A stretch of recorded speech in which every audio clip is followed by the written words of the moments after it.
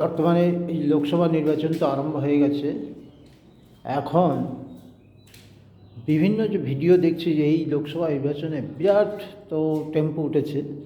যাই হোক, আমি একটা কিছু কথা বলছি যে সিপিএমের আমলে চাকরি বাকরি মানে প্রাইমারি চাকরি কীভাবে হয়েছিল এবং এখনকার বর্তমান পরিস্থিতি।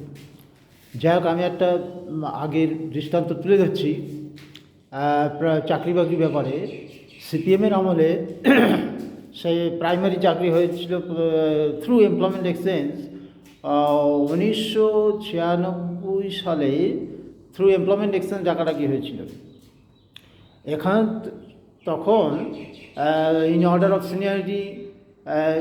অফ সিনিয়রিটি ডাক হলো থ্রু এমপ্লয়মেন্ট এক্সচেঞ্জ। তারপরে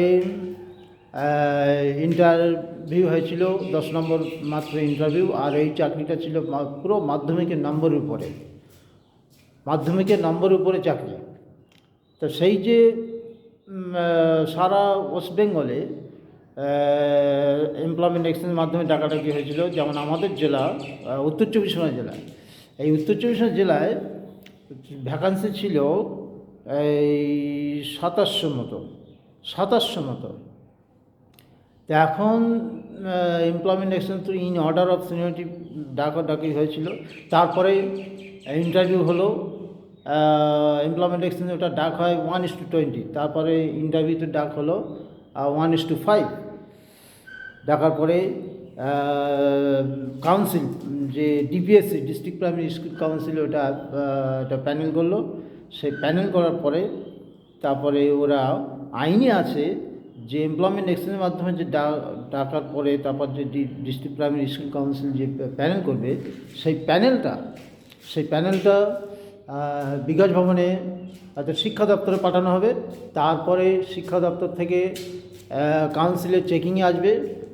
চেকিংয়ে আসার পরে তারপরে তারা বিকাশ ভবনে ফিরে গিয়ে 10-12 দিন চেকিং হয়। চেকিংয়ে ফিরে গিয়ে তারপরে ডাইরেক্টরকে তারা রিপোর্ট দেবে। এবার ডাইরেক্টর যদি সন্তুষ্ট হয় সেই রিপোর্টের উপরে, তখন সেই প্যানেলটা অ্যাপ্রুভ করে। তারপরে অ্যাপয়েন্টমেন্ট মানে কাউন্সিল বা ডিপিএসসি ছাড়তে পারে। তা ওই প্যানেল মানে প্রকাশের কোনো আইন ছিল না। যাক, এইভাবে ওই বছরে প্রায় 70 থেকে 80 হাজার সারা ওয়েস্ট বেঙ্গলে চাকরি হয়েছিল। কিন্তু একটা কোনো জেলা থেকে কোনো সিনিয়রিটি ব্রেক বা মেরিট ব্রেক করে চাকরি হয়েছে এরকম কোনো গণ্ডগোল হয়নি। হাইকোর্ট ফাইকোর্ট কিছু হয়নি। তারপর ঠিক একই রকমভাবে 2002 সালে আবার এমপ্লয়মেন্ট এক্সচেঞ্জ ডাকাডাকি হয়েছিল।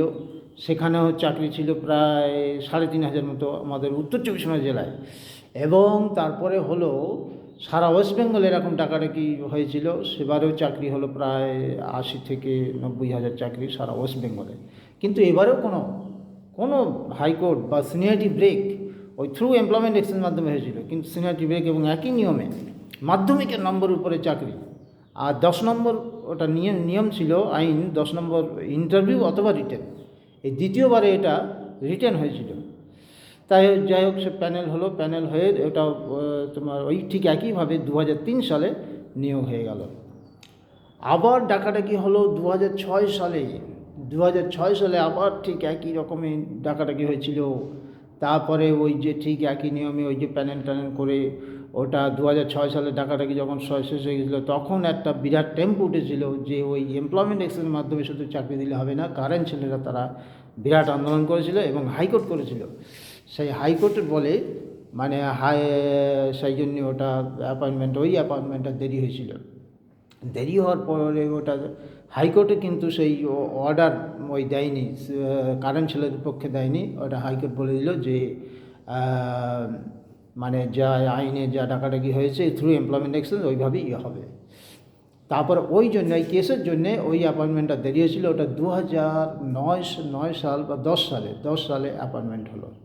তাহলে আমি আপনাদেরকে এটা বলতে চাই যে আগের যে দেখুন যে চাকরি আর বর্তমানের এই যে চাকরির অবস্থা, যে লক্ষ লক্ষ টাকা ঘুষ দিয়ে চাকরি, এই এত গণ্ডগোল, এত ধর্ণা এইসব হচ্ছে, এটা আপনারা চিন্তা করুন। আর আমিও এইসব ব্যাপারে কেন জানি, আমি ওই ব্যাপারে জড়িত 2বার ডাক পেয়েছিলাম। এবং একটা সংগঠন ছিল আমাদের, সেই সংগঠনে আওতায় থাকার জন্য আমি সব কিছু জানি। তাহলে আগের যে চাকরিগুলো, প্রাইমারি চাকরিগুলো এত সুন্দরভাবে হলো, কোনো ওটা তো সিনিয়রিটি ব্রেক করে কেউ যদি কারেন্ট ছেলে কল পেতো তাহলে তো তার চাকরি হয়ে যেত, কিন্তু এমপ্লয়মেন্ট এক্সচেঞ্জ সারা ওয়েস্ট বেঙ্গলে কোনো সিনিয়রিটি ব্রেক হয়নি এবং পুরো খুব সুন্দরভাবে কোনো মানে নিয়োগ হয়ে গেল। তাহলে আপনারা চিন্তা করবেন এইসব আগের ঘটনা আর বর্তমান যে পরিস্থিতি, কী ঘটনা হচ্ছে এগুলো একটু চিন্তা করুন। আর আমি তো এই যে ভোটের ব্যাপারে এই যে যা দেখছি, যা মানে আন্দোলন, যা পার্টি ফাটি এইসব যা হচ্ছে, আমার মনে হয় সাধারণ মানুষ বা যারা রাজনীতি করে তারাও এইসব ব্যাপারটা ভালো বোঝে না। চাকরি বাকরি যে কীভাবে হচ্ছে, কোথায় ত্রুটি, এত এত গণ্ডগোল হলো কেন, এসব ব্যাপারে যাই হোক আরও পরে এই ব্যাপারে, এই যে আজকে সিপিএম শূন্য, কংগ্রেস শূন্য, এইসব কেন হচ্ছে, সিপিএম শূন্য, বিজেপির অবস্থা কী, এইসব ব্যাপারে আরও ভিডিও করা হবে। যাই হোক এই বলে আমি শেষ করছি।